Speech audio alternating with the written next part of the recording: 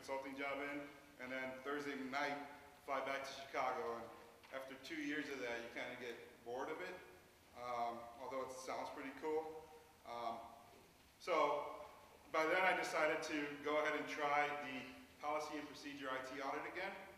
So I went back to interview with the Big Four because I knew what it takes to become successful, although I wasn't at first, just to see if I could do it again.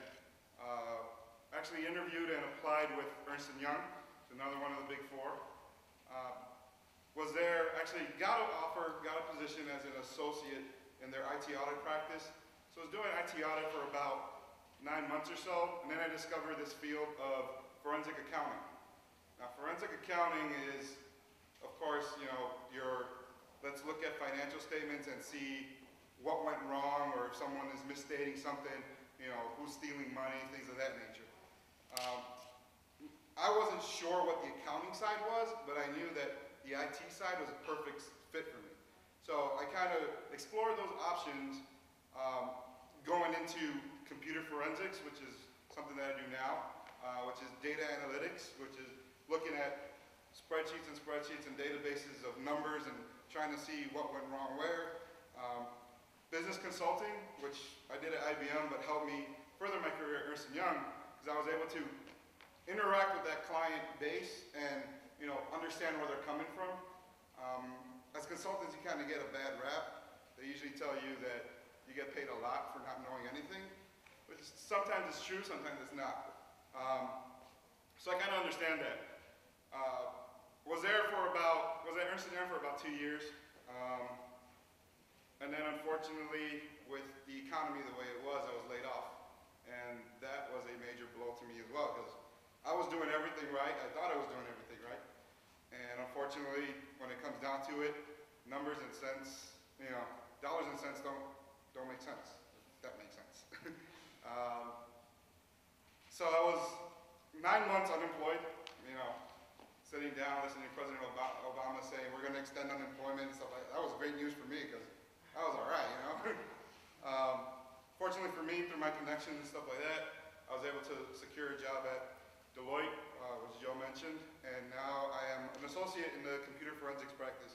So looking at going into offices and doing investigations. One of the cool things is the nightly raids that we do. So if a CEO or CFO is suspected of cooking the books or changing something, putting money in his pocket, we actually go in the middle of the night, look at his computer, do an analysis on it, see what he was looking at, what he shouldn't be looking at on the internet, looking at his Facebook profile, things like that. So it's fun and exciting, what I do.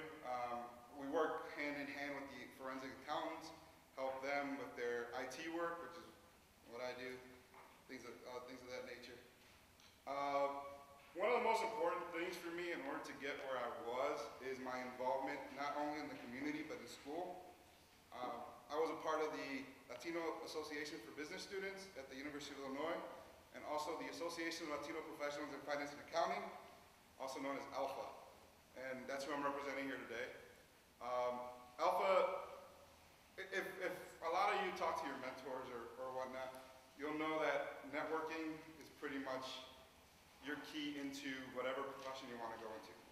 So if you meet someone that is like tonight's a perfect night. If anyone's interested in computer forensics or IT work, you can come talk to me and build that network.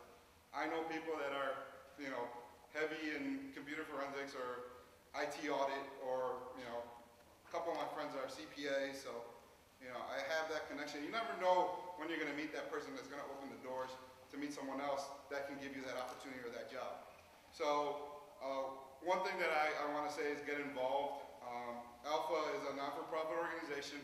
I held a position there on their board of directors. There's also the National Association for Black Accountants, NABA.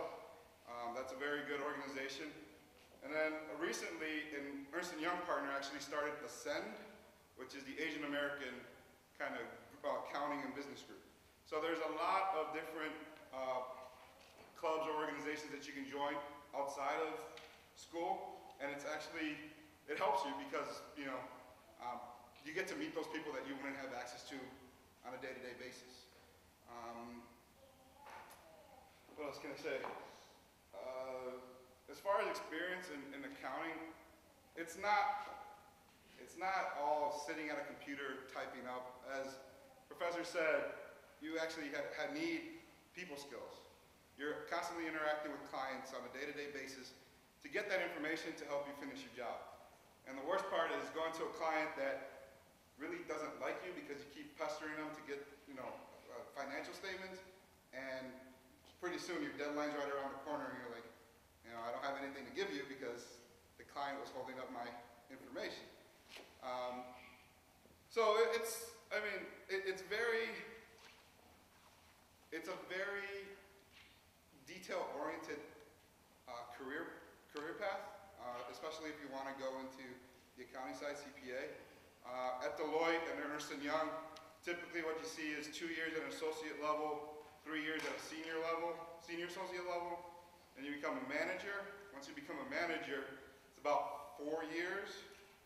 Then you become a senior manager, which you can become a senior manager until a partner dies or something, and there's an opportunity for you to become a partner. So yeah, I've seen senior managers there for 15 years, and they're still waiting for that chance, The CPA is very important if you're going into an accounting firm.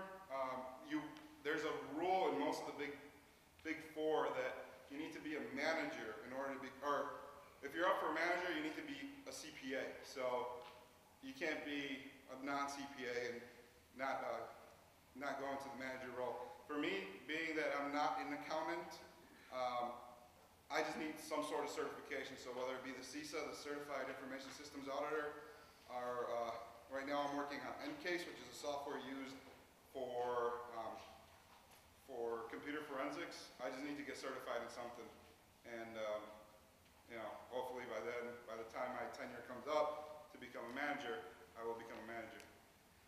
I don't know. I hate to ask for questions, but does anyone have any questions for me related to the day-to-day job, things like that? And I know, Joe, I'm sorry, I'm kind of stepping over your things, but yeah. How many hours do you work a week? How many hours I work a week? Well, there's some good days, there's some good hours and some bad hours. Computer forensics, we usually work the night shift, so we're expected to be in the office about 9:30, 10 o'clock in the morning and work till about 10 p.m., so 12-hour days. I've worked weeks where it's been 90 hours, when you're like, how did I fit 2 weeks worth of work in 1 week? But it's possible.